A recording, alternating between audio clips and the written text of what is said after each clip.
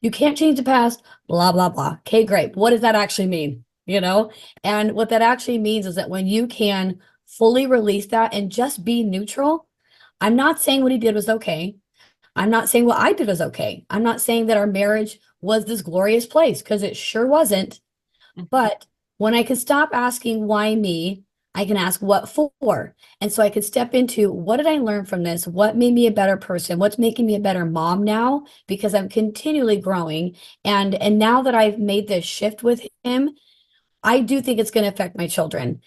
They haven't said like, oh wow, mom and dad are so much kinder. Like they don't really see us interact anyway. And we've always been really careful about our interactions in front of them.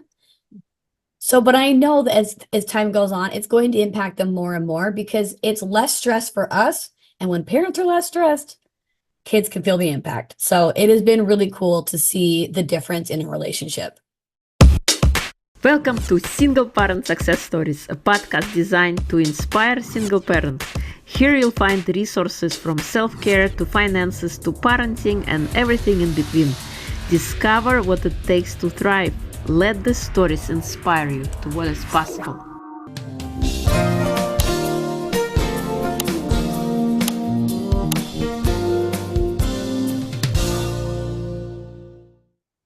Hello and welcome to Single Parent Success Stories. Today we have a special guest, Annie Joy Carter.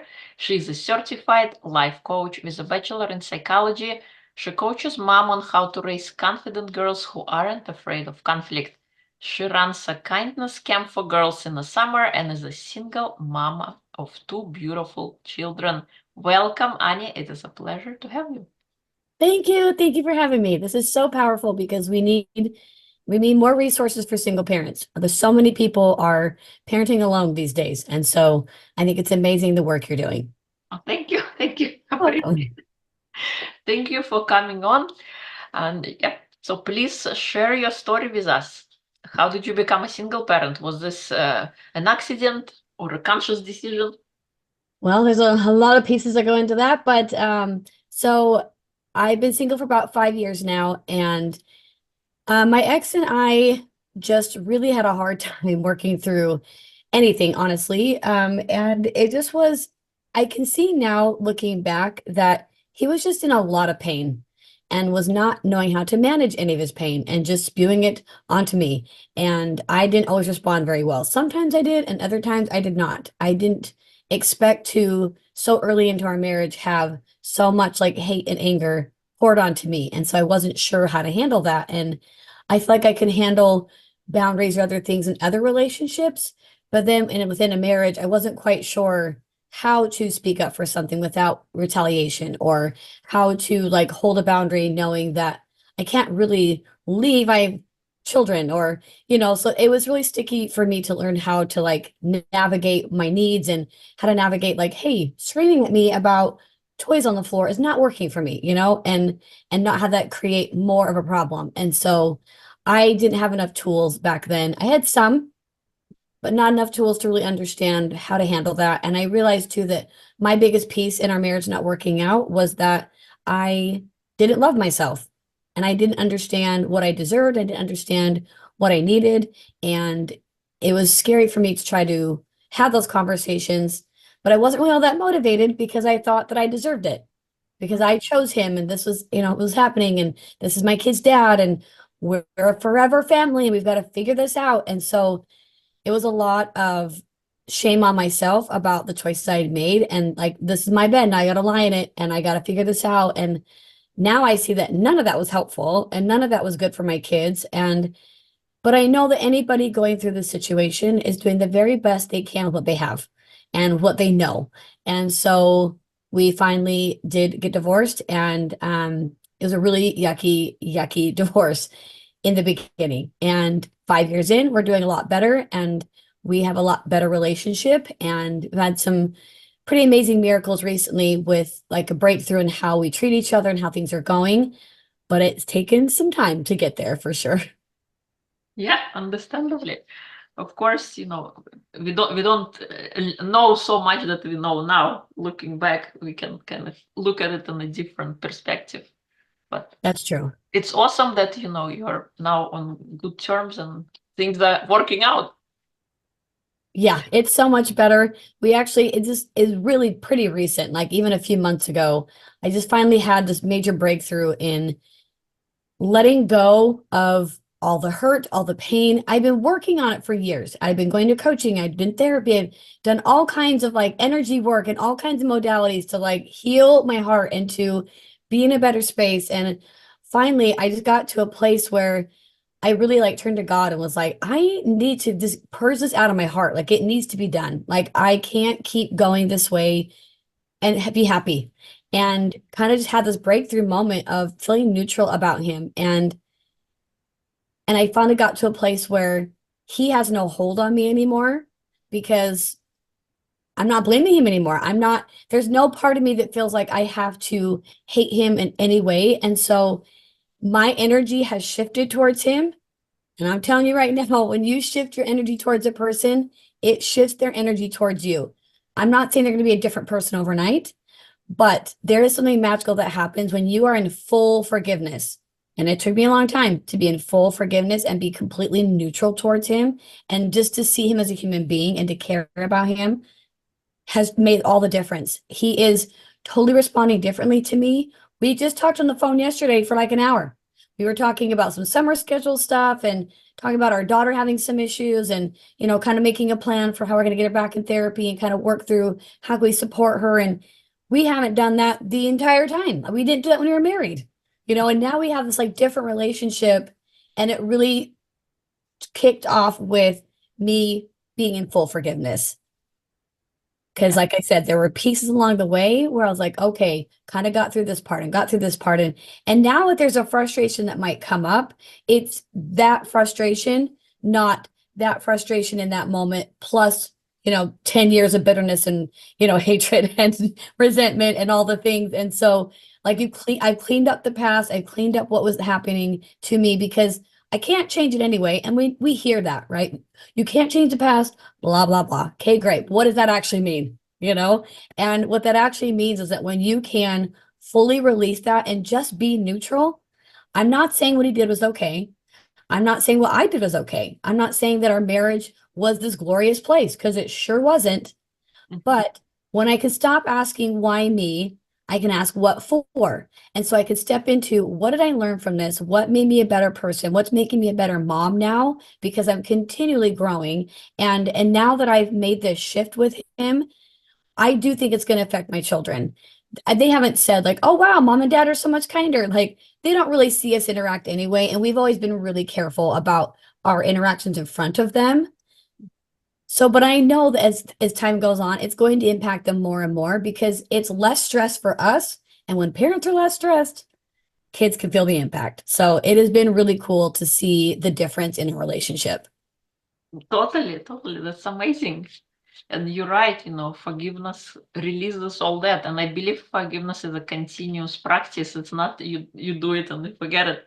On a daily basis, anytime there is a grudge, there is anything that comes up before we go to bed, we gotta release all that. We gotta let it go so that we can start the next day anew. Is a new clean slate and don't Yes, drag any pains, any disagreements from yesterday into today. Because every moment we get to create a future. And if we are not present to here and now, then we don't really create the best possible future for ourselves. So I love that what that's true. the work that you've done on yourself. And you're right, because it shows up around you how people are relating to you, how your kids are relating to you, and how your former spouse relates to you, because everybody around us has basically mirrors. Wherever we have Good. inside, they're going to show us on the outside. And if there is a triggering part, it means there is still inside, we have a little part of ourselves that is not loved, that needs attention and care. And we Yeah. got to pay attention to that part. Right. Yes, I like that. The part that's not feeling loved. Yeah, totally. We talk about like those are it shines light on those wounds, but I like that idea of like it's shining parts on the parts that need to feel loved because every bit of us needs to feel loved. And when we feel love and when we like just embody that love, man, life is so much better. So that's true. I like that. Yeah. What were some of the struggles or challenges you dealt with along the way when you became a single parent? Oh, so many struggles. And I'm sure I am not unique. I'm sure that everyone has these same struggles. But I mean, one of the biggest ones was I haven't worked in 7 years. So now I've got to go figure out how to be mom and dad, how to go provide for my children and take care of their needs and make the dinner and do the laundry and somehow manage everybody's emotional needs. And ours was really rough in the beginning. There was word protection for a little while, and it was like a dark, heavy time. And part of me was so also devastated that I got divorced again because I was married when I was 23. It's like 23, 20 to 26. And then I was single for a few years and was kind of like, I don't know if I'm going to get married again because that was a joke. I don't want to do that again. And then I met this guy and I fell in love and we had children. It was like, oh, just kidding. Apparently, I have a pattern. And so it was a huge wake up call for me of, okay, I'm the common denominator. So what's wrong here? Like, I'm a good person. And when I was laying on the floor, sobbing my eyes out, it was very clear it's because of how you see yourself. It's not that you're a bad person. That's not the problem. The problem is that you're not seeing that. And you're allowing all kinds of behavior and you're drawing in behavior and relationships that are supporting the evidence of the belief you think you have, right? Like if I believe I'm not good enough, then of course my brain's gonna look for all evidence that I'm not good enough. And so that was probably the number one struggle was like figuring out how to navigate this emotional battlefield while my children are also devastated and having a hard time. They were in kindergarten. They're a year and a half apart, but my son's autistic. And so he repeated kindergarten. So they're in the same grade, which is fun and awesome and hard at the same time. But so they were both in kindergarten. So they're very young and they're trying to navigate their emotional battlefields. And mom's got to take all that on, right? And figure out all of that. So it's really difficult to navigate everybody's emotions and try to figure out how am I going to work enough to provide for my children, but then also be present for my children because I still don't have anyone for childcare really. And so I have to navigate that still of like who's going to be there before and after school. And I want to be there for them before and after school because they want to be with mom. And so navigating all of that has been really difficult, but it's God has come in clutch. I will tell you that. Like it has been miracle after miracle after miracle. And I have the best community and I am so blessed. It has not been easy by any stretch, but some of that burden has been lifted by having such an amazing community and having people like have my back. But in the beginning, I couldn't even see that. All I could see was like 2 inches in front of me and it was just rough and trying to figure that out was so, so hard. But I can proudly say that I'm choosing to be single at the moment. Like I'm happy and single because I will never get back in a relationship unless this person like adds some kind of magic to my life. Right. Because I'm no longer looking for someone to complete me. I'm not looking for someone to like be my white knight. Like I don't believe in white knights anymore. And I am my own white knight. Like we've got this. And I absolutely think that there's something so powerful about having a partner, but I'm not in this needy, grabby, desperate place of like, I'll take anybody that comes along. It's like, no, thank you. If you come along and you make my life better and we are a great match, we're a great partnership, cool. But it has taken a lot of years to work on how I talk to myself, how I manage my brain, how I like think about how I think and managing my emotions in a way that are honoring them. It's been a long, long journey. So I think those are two probably the biggest struggles I had to face. There's lots like under that and like a nuance of all the things that go on, but I think that's been my biggest hurdles to overcome. Awesome. Yeah, you're right. It's difficult, especially when something like that happens immediately. We don't really see the bigger picture. We just see right here, right now. Yeah, 2 inches in front of your face. Yep. And it's tough. So what happened? What helped you on your journey? What did you read any books? Did you attended anything like what allowed you to be the person you are today? I love that question. So lots of different things, but I would say for the sake of time, so I can't tell you every single thing on the planet that I've worked on, but I think that one of the biggest things was daily looking at how I talk to myself.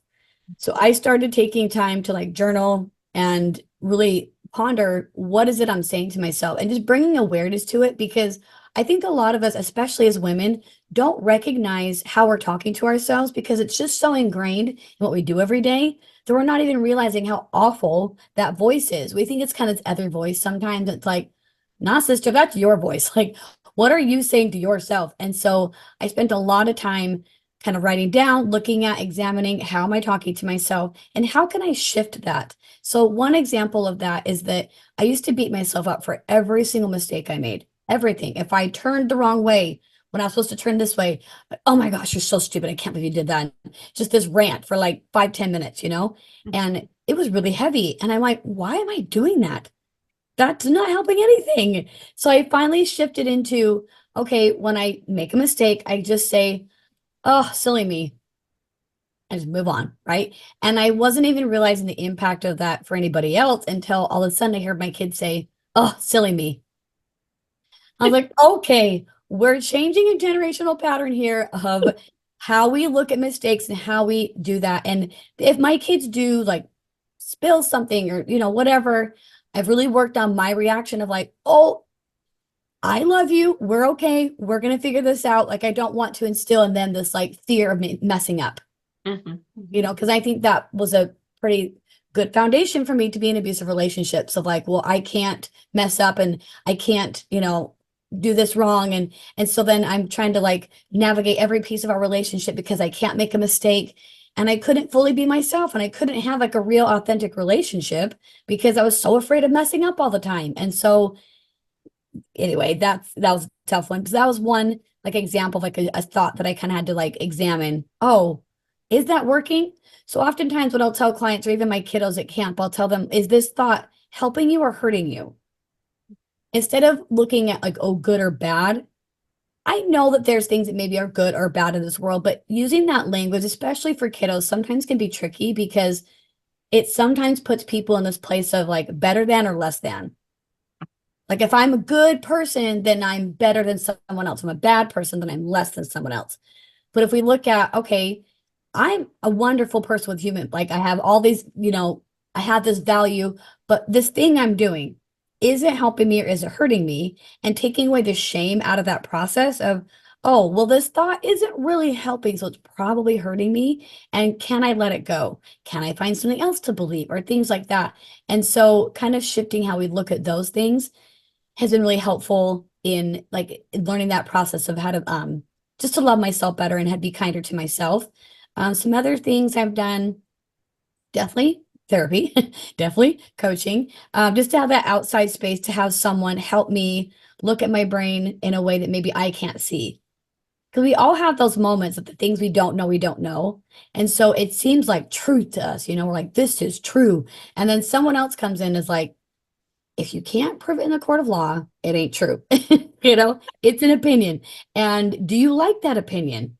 And I've had some really amazing coaches that have held very beautiful emotional space for me, especially my trauma coach I've had for the past year or so. She's so good at holding really strong space for me to just feel whatever I need to feel. And there's no shame around like what yucky thought I had. It's not like, well, you shouldn't think that. She just is a beautiful healing companion. Is like, yeah, I get why you think that. I get why your brain went there. But do you like your brain going there? Do we want to let our brain keep going there? I'm like, no, let's not do that. And helping me kind of process through those things. I will say that I think, especially as mamas, I think everyone needs healing, but especially as mamas, our heart is so wrapped up in our children that we have to work on our own healing or we cannot help our kids. You're right. When we're constantly in this like triggered space, then we're parenting from a triggered space. And everything they say or do, like, is just we have these big, huge emotions, and there's not anything wrong with that. It's just not creating this loving space that our kiddos need to thrive. And so the best investment you can make is in yourself. And whether you have to get help from family or whatever it is, okay, no, it's not cheap. And when you're struggling as a single mom, it's really hard to like navigate the financial aspects of that. But if you really can just put in the universe, like, I need some help, you'll be amazed at what comes your way. I even had people that were amazing and like offered some free sessions to me because I was really struggling through some things and they offered that. And I really believe in the power of that. Like, whether you believe God, universe, whatever you want to call it, When you put it out there and it's for your good and for your family's good, because whether you have children or not, it's going to benefit any relationship in your life. So to take the time, take the money to invest in that space to really heal those wounds, man, it's like magic. Your life will be, I don't want to say easier because things will always be hard, but the way you approach it, things will not feel so heavy when you keep working on that healing. You're right. I've experienced that magic myself when I was going Yeah. through neuro-linguistic programming and timeline therapy and hypnotherapy, first as a student and now as a coach. The work that is it's so profound and it's magical because it happens could happen in an instant. How Yeah. quickly things could shift because kind of we get to see our own kind of brain or our own thoughts from a different perspective as opposed to always going. Yeah. It's Just tunnel vision. living like a horse with a blinders on that only sees the Yes. forward way and no peripheral vision. We suddenly get to see the peripheral vision and we get to see all the different aspects around ourselves that weren't Yeah. obvious before, and shedding light and loving those pieces can kind of brings it back and makes us whole again. So now you don't need another person to fulfill you because you already feel complete. You already feel whole because you have addressed all those issues within you. And now you're able to, be a better person for yourself and towards your kids and anybody who is in your space. Absolutely. Yes. For sure. Yeah. Was there any book that kind of inspired you to start looking into that, like looking at your mindset? What kind of, how did you got yourself there? Like, how did you know? Oh, I gotta like look at how I speak to myself. Yeah, I'm trying to, yeah, think of books. I mean, there's so many good books. I'm looking at my bookshelf, like, which book can I recommend? Like, there's so many books. To be fair, the reason I knew like I need to look at something different was because I already had gotten a degree in psychology, Oh, like previous to even marrying this second guy. And so I had like a basic foundation of understanding kind of how the brain works and, and those things. But I don't know if I had like a very practical application at that point. I had some, I think I had practiced a few things, but a lot of it at that point was like book smarts. Like I was like, oh, I know this stuff. And I used to work in mental health facilities for youth. And so I kind of could like help other people kind of through some of those pieces. And I was really, really good like holding emotional space for other people. So my kiddos loved me back then because I could just really sit with them in their suck and just help them like feel better. But I don't know if I really knew how to use them for myself per se. So I'm trying to think of some of my favorite books for those things.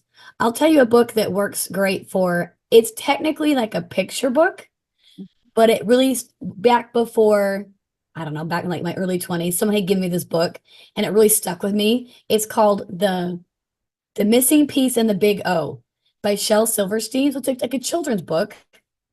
But what's so cool about it is that it's this little triangle piece and it's trying to figure out where it fits in. Like it's looking, he thinks he's the missing piece. So he's looking, do I fit with you? Do I fit with you? And trying to like put this puzzle piece in and it's not fitting, it's not fitting, it's not fitting. And then all of a sudden this big circle starts rolling on. And he's like, hey, am I your missing piece? I'm like, well, I don't have any missing pieces. Okay. Like, but you can come roll beside me. And so the little triangle, like flip, flop, flip, like starts rounding out its edges. And then they just roll on side by side and carry on together. And it was like such a profound concept for me coming from like a very codependent family. I was like, what does this mean? And I didn't really fully understand until years later. But that was kind of my first introduction into like being a whole complete person without someone else being your missing piece, because that is a fallacy. Missing pieces don't exist, and if you're trying to do that, it's really unhealthy. But I'm trying to think of like other books. There's so many. um Learning about attachment theory has also been really powerful and helpful. Like there's a book called Attached, and I actually just started reading. I'll put a plug in for this new book. It's called Securely Attached. I forget her name, Ellie, I think, but her handle is the Attachment Nerd, and she has this like guided journal about securely attached. It's really been helping me lately. But I'm trying to think of like what books were like my very beginning, like learning how to.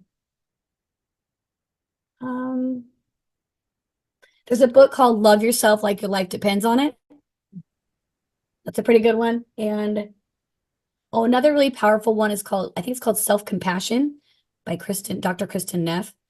Like kind of that space of learning how to change the way you're looking at yourself and how you're talking to yourself. Thank you. What was that last one you said? Self-compassion. Self-compassion. Okay. I can't look at my bookshelf. I have a whole giant list of, there's so many books out there and there's so many good ones. I mean, here's what I will say about book recommendations. If you can get really clear about following your own intuition and you pick up a book and it just like feels right to you, like trust your gut instinct because I think we all have that and it's just listening to it. So if you hear about a book or you pick up a book and you're like, this, I feel called to read this, read it. If it does not resonate with you, there is a bajillion books on every single topic and from different voices. And so find the ones that really resonate with you and that you feel like you love their language. Oh, another amazing one. You Are a Badass by Jen Sincero. Such a good book. Like I mean, if you don't like cussing, that she's not for you. But her writing style is so powerful, and I love she's some really good practical application on the tools you can use. Oh, she's a 10 for sure. I love her. Awesome. I love that. Thank you. What do you think is the most important trait to instill in a child? A beautiful question. Most important trait to instill in a child. I think it's instilling within them their worth. Like when they know that they have value just because they were born, like, because I think sometimes people misinterpret like worth or value because they look at like net value or like, kind of like financial success as like value. But I think if we were all walking around knowing our greatness, it'd solve a lot of problems in this world, True. because I think there'd be less bullying, there'd be less abuse, there'd be all these things. Because if you felt really good about who you are, you wouldn't feel the need to be spilling your pain out on everybody else. And that's often even when I talk about my kiddos and like the kiddos I work with is when people are bullying and being mean, it's because they're hurting inside. They are just mismanaging their pain. They're dumping it onto you, but it's not yours to take. And it's not your fault. It's not even about you. Right. To make it okay, but it's not about you. It's their own stuff. They're just like bleeding all over the place and they're not learning how to heal their own wounds. And so I do think if we had that, because pain will always come, there's always going to be things that happen in our life. Hurt is going to happen. But if you can find a space where you know who you are and you feel like you're loved, then I just think that, yeah, so many problems would be solved. And so I think if I had to pick one thing, that's like a tie with like emotional regulation, and understanding how to handle our emotions. But I think that can't really come until we know who we are and we know our value. That's true. So right. There is a great book called Four Agreements, but by Don Ruiz. Oh, yes. How we come and we make agreements, and oftentimes, one of the agreements don't take things personally. I think this is a very big lesson to take on, because Yes. oftentimes we do take things personally. If somebody Yeah. said something, and we immediately assume it's about ourselves, and maybe they have their own baggage that or something happened and nothing to do with us. So Yeah.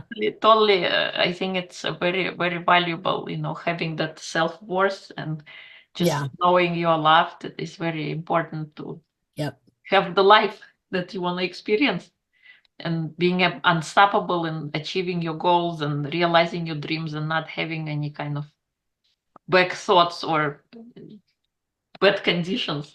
Right. For sure. What kind of advice can you share with single parents who are just stepping onto the journey of single parenting? Mm.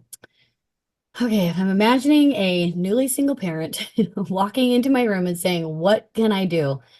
I I would say learn how to fall in love with yourself. And I know people like misinterpret that as like narcissism and whatever, and but narcissists don't love themselves. They think they're better than other people, but like again, that's coming from a place of deep pain. Like they really don't know what it looks like to love yourself. And when you really can be just so like kind and loving to yourself, it opens doors that nothing else can. Like I have been blown away with what it looks like to spend my entire day looking at things from how can I be kind and nourishing to myself? How can I take care of myself? How can I be gentle with myself? Because then I'm spending time looking outward because I'm not so obsessed with my negative self-talk. So think of it this way, because oftentimes people are like, oh, taking care of yourself is selfish. And here's the thing, friend, when you are in such a good headspace, you're not wasting time being caught up in your mind drama. Like think about, and I'll still catch myself doing it. Like maybe I'm, trying on an outfit and I'm, uncomfortable and frustrated because I'm like, oh, I don't look like I when I was 18. And of course not, I'm 41 years old, but you get frustrated with your body and you're like, oh, nothing fits. And you spend how much time on like getting into this negative mind drama, right? And so what's so cool is that when you love yourself, you're not so obsessed with yourself. You're actually more self-absorbed when you're being really negative about yourself because those loops will take you for hours. I mean, I'm not kidding. I used to get in like just anxiety circles for hour and a half, 2 hours and be stuck in it, right? And so learning how to step away from that actually allows me to see other people more clearly and love people more deeply because I'm not caught in that cycle. And so, so I really would say that the very best thing you can do is spend time healing yourself, spend time loving yourself.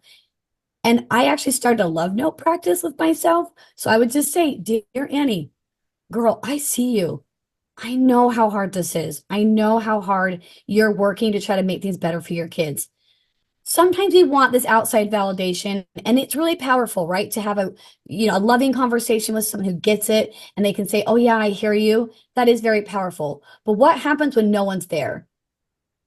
Because in this divorce, I had my children, I couldn't just go out and party all the time. I couldn't, be with friends and just, I couldn't avoid my pain. I had to sit in it. And so I spent time saying, okay, if no one's here to validate my pain, can I do that? I know exactly what I want to hear. So can I just tell myself that and be my own cheerleader? And so my journal is chock full, even now, of love notes to myself.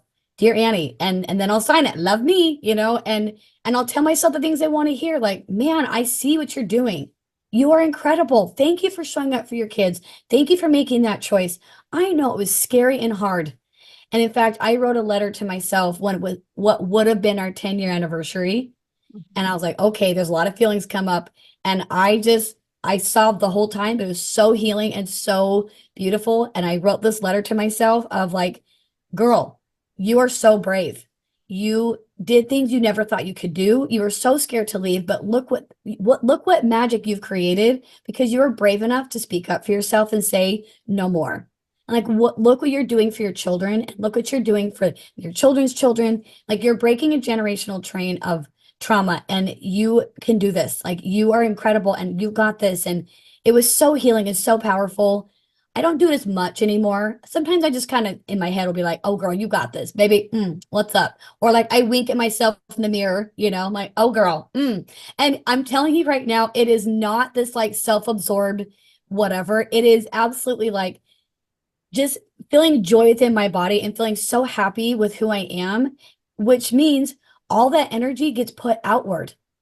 I'm loving people so much more because I'm not stuck in my mind drama. So, dear single parent, please, please, please work on loving yourself deeply. Love Annie. Thank you. I think yeah, it is so very important, and I love this practice, writing yourself a love note. That is incredible. Instead of waiting for somebody to come tell you how awesome a job you are doing, write yourself, be your own cheerleader, like you said. It's incredible. Yeah. Are there any fun projects you're working on that you like to share? Oh, fun projects. Well, I mean, I do have my kindness camp coming up next month, but that is local. I'm in Arizona. And so if you're not in Arizona, what I am cooking up next, though, because I love working with the kiddos, but trying to do that outside of the summertime gets a little tricky because kids are in soccer and band and, all the things. And so it gets a little hard, but I really do have a space in my heart that is just aching to help the mamas. I mean, I love you dads, but I really want to help the mamas. And so I'm working on some projects to like have a course through Marco Polo where they can just hear these little short videos and work on these journal prompts and have access to me through Marco Polo to, get that emotional support and just have like a fairly inexpensive like subscription they're paying for to get these classes and then get like that emotional support, because I know there's so many people out there who are needing the help but can't quite afford it. So I want to be able to offer something that is helpful to them, to help them come back to and come home to who they've always been, and to find fun. That is something I'm very good at, is like finding fun no matter what. And what it takes to find fun is to learn how to be confident and get over the thoughts you have in your head that maybe you can't do that or whatever. And then also to like manage your conflicts better. When you can handle conflicts more peacefully, again, it frees up your brain for having some more fun. And so really trying to create this space where I can help more mamas feel, especially after divorce, how to like find their fun again, how to find who they are, because you do have to kind of figure out who you are after your divorce, Yeah. or and maybe weren't married and you were together and now you're not, and whatever the cause of your singlehood is at this point, maybe you're widowed, but this new phase of your life, who are you in this phase? And what do you like? Have you really sat down and thought about what do you like to do for fun? You probably haven't. You're too swamped, right? But I want to teach mamas that fun's not a luxury. Like fun is a necessity for life to feel not so yuck. And so I'm working on creating that right now, and hopefully we'll launch that after camp is kind of settled. But I just really want mamas to feel more joy. And joy does not mean life isn't hard. Joy means you create that anyway. Yeah, you're so right. And I love that joy. I wrote a little, I contributed to a book, and one of the things I wrote was the 10 minutes of joy was the title of my chapter. No I matter, love it. because we always kind of think about our health, our physical health, but I say we gotta practice our emotional health too, and flex our happiness muscle and figure out, do the thing that sets your soul on fire every single day for 10 minutes or more. I So, love it. Flex your happiness muscle. Heck yeah. I like that. That's perfect. so speaking of that, what do you like to do for fun? Oh, so many things for fun. I'm a big reader. That's definitely the thing that I can get lost in for hours. I love to read. If I showed you my camera, I've got massive bookshelves and I love to read. And I love to read for fun, like fiction stuff, but I also love reading self-help books and how to deepen my practice as a coach, and also how to just be a better parent or whatever. I love reading those things. And to me, that's really fun, because that's the thing, is that fun looks different for different people. And so you see these things online where it's like, oh, they're having all the fun. Like, but would you even like that kind of fun? Like, would you even care about doing that? No. So quit being jealous of their fun, because underneath jealousy is your desire, right? Like, what is it you really want? So if you're jealous of their life, take a deeper look. What is it you want? But also, I love to dance, and I will dance party anytime, anywhere. My kids and I do it in the grocery store. We're doing it in the kitchen. I actually became an affiliate for this 30-second dance party button. It's a little button thing, and you hit it and it just plays 30 seconds of dance music. And it's like an instant mood lifter. It's so much fun. I mean, I'll send you the code. It's, 10% off with, party with Annie. It's so much fun to dance. And there's something so magical too about letting your body just be free and not care. And it releases so much to just like move your body and just have so much joy within you, and not be thinking about, oh, what do I look like and what people are going to think. And if you have to do it just in your house, that's fine. Do it in your house. But I mean, yeah, I am dancing everywhere all the time. I love comedy shows. I love comedy movies. Like I love to laugh.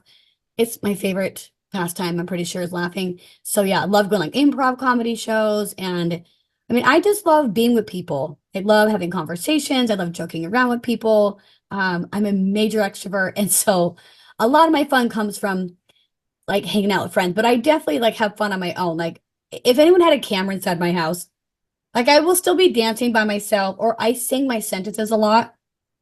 Like I'll just be like with my kiddos, we have this thing, not so much now that they're older, but when they're younger, I'd say, here's what we're gonna do. We are gonna do. And they're like, what are we gonna do, mom? And we're like, we're gonna do this. And I mean, my kids are very used to this. Like they live with a cartoon character, and I am just singing nonsense all the time.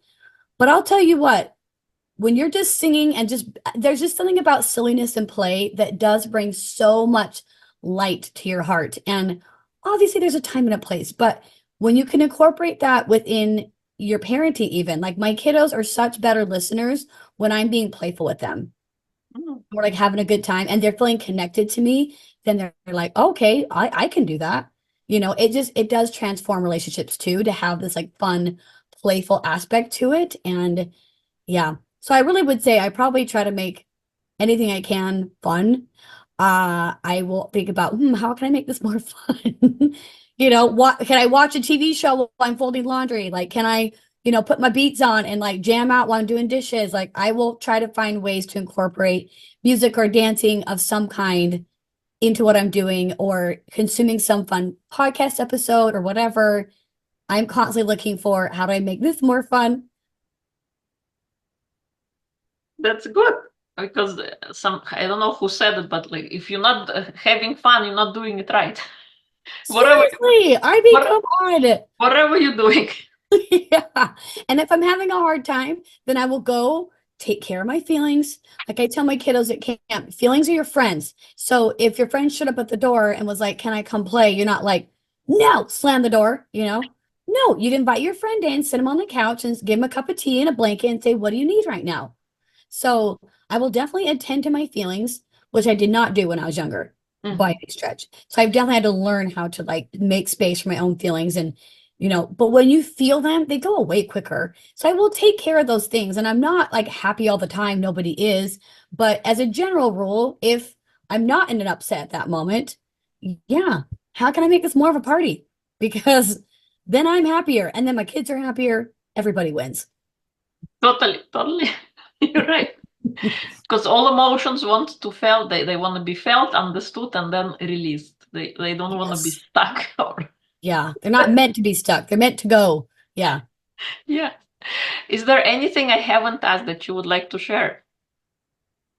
You had some really great questions. I'm really grateful. I think that, yeah, just apparently I'm drawing a blank. I just think that wherever you're at, lovingly meet yourself there and then just take one step forward. You're not going to all of a sudden overnight have all these magical things happen. Unfortunately, we live in this like instant culture. And so we have this false belief and this false narrative that you can just snap your fingers and you're all better. And it doesn't work like that. I can tell you, it's taken me 5 years to get where I'm at. And it wasn't an overnight thing. And it wasn't even like I've been miserable for 5 years and all of a sudden now I'm great. It has been slow, tiny steps. So I think that's also like being patient with the process because it is not going to be tomorrow that you feel all the way better, and I think that that's why it's so important to have a community because you're going to need that. And I don't think you're supposed to be doing it all by yourself.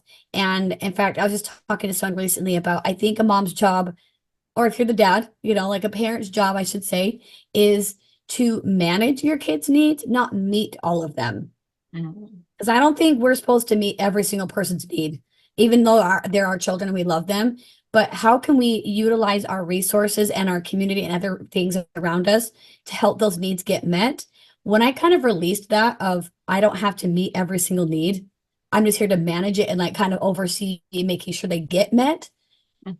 Man, it gave me so much freedom in my brain, like, oh, okay, like I'm the manager and I'm in charge here, but like I don't have to do every single thing for them and figure that out. And so I think that, yeah, knowing that that's your job as a parent and also to just take it one step at a time and rely on the people that love you.